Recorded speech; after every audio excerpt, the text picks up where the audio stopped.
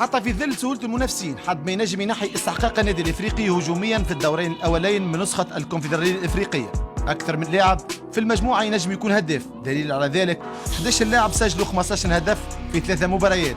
ماكينة الافريقي الهجومية ماركت بمعدل 5 اهداف في كل مباراة، كان فيهم نصيب الاسد الجزائري ابراهيم الشناحي ب4 اهداف.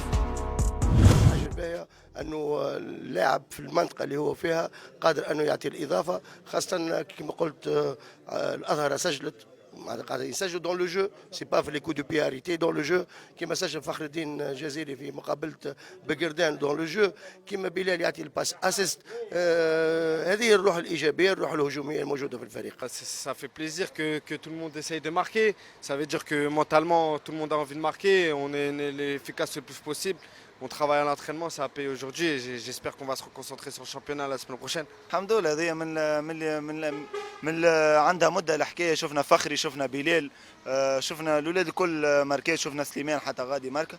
الحمد لله معناها هذه خدمه نتاع جروب كامل، وان شاء الله نكملوا هكا وان شاء الله ربي يوفقنا في البطوله. ماتش البارح كان ينجم يتربح باحتراز على ازياء الفريق الموريسي المشابه لازياء الافريقي. نظرا للامكانيات الضعيفه بتاع الفريق هذا، يعني ما عندوش تجربه افريقيه وما قراش حساب معناتها لمايو كوم معناتها تقتضي القوانين الكاف، فبالتالي معناتها كانت عندنا الامكانيه باش نعملوا ريزيرف وننتصروا، لكن النادي الافريقي ينتصر فوق الميدان، هذه عاده عندنا.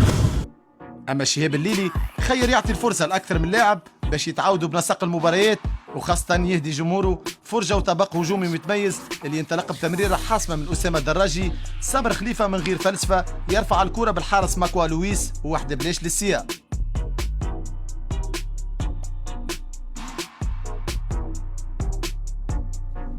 شهيد الافريقي في اضافه اهداف متواصله ابراهيم الشناحي من اليمين يمهد لزيمبابوي روزيكي يتمكن من مضاعفه النتيجه.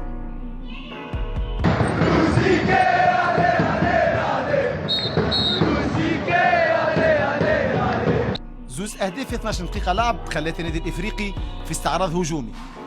جات معاه من بعد عديد الفرص المهدوره من ابراهيم الشناحي اللي قلق برشا الدفاع الموريسي، وبعد ترويض ممتاز لكرة اسامه الدراجي يصوب بقوه، كورته ترجع من ماكوا لويس.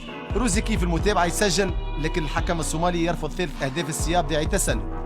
سيطرة الافريقي على اللقاء قابلته نرفزه من قبل الفريق الموريسي اللي احد ملاعبيته تدخل بقوه على الغندري ويحكم عليه بمغادره الميدان، والبديل وسام يحيى. اصابه نجم تحرم الغندري حتى مباريات الافريقي القادمه في البلاي اوف. سينو طرد لا شوفي دو غرافيتي موين وكا يلزموا راحه يعني نتاع اسبوعين 3.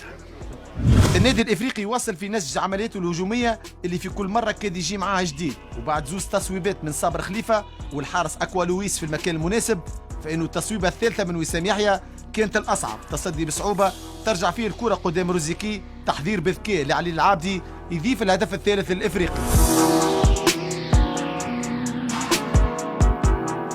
دقيقتين من بعد السياب بعد ما لقى من التصويبات حل من حلول تهديد الحارس الموريسي، تجي تصويبة أخرى من غازي العيادي باش يسجل الرابع لفريق باب جديد، وهي نفس الحصيلة اللي كان سجلها الإفريقي ضد القوات المسلحة السيراليوني في الشوط الأول.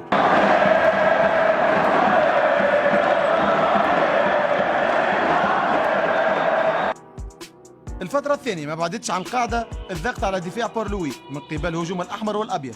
صابر خليفة يمرر علي العابدي بدوره روزيكي، وماكوا لويس يمنع على الهدف الخامس على الإفريقي في مرحلة أولى، والعارضة وقفت الجانبو لمخالفة المنوبي الحداد والتصويبة القوية في مرحلة ثانية. مجهود فردي آخر من منوبي الحداد وتصويبته في الشباك الجانبية.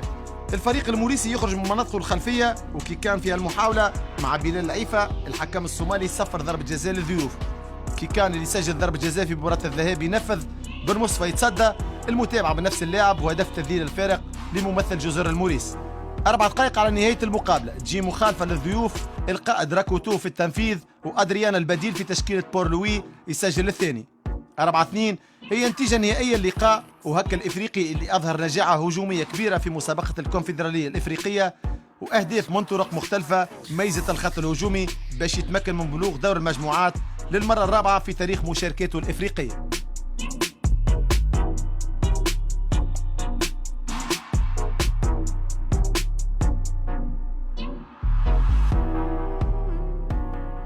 في المشروع اللاعب النادي الافريقي يعمل لاعب يكون متوازن في كل لي كومبارتيمون، لكن زاد يعمل لاعب وين الاختار يجم يعملوا اي لاعب. هذاك علاش تراو اهداف على اليمين على اليسار بالراس دون لو جو، باسكو اشاك فوا اون كري ان ديزيكيليبر في بلاصه اللي نستغلوه. كي تماركي الاهداف حاجه تفرح وحاجه تخليك موتيفي الماتشات البقيه اللي مازالوا. ان شاء الله معناها نخدموا على رواحنا، وان شاء الله ربي يوفقنا في بقيه المشوار.